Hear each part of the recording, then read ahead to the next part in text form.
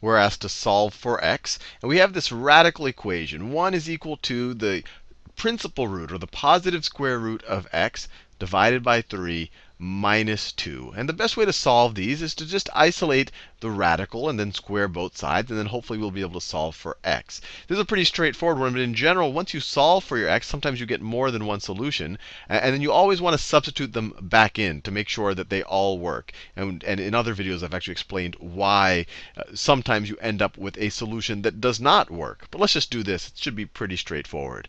So the first thing to do, if we want to get rid of this negative 2, we could add 2 to both sides of this equation. Let's add 2 to both sides of this equation. The left-hand side becomes 1 plus 2 is 3 is equal to, this negative 2 and positive 2 cancel out. So we have the square root of x over 3. Then we can multiply both sides of this equation by 3. Let's multiply both sides by 3. And so we get 9.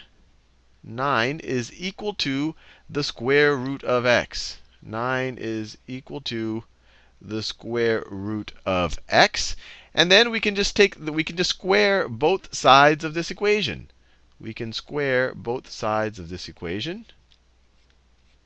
And if you square both sides of this equation, you get 81 is equal to x.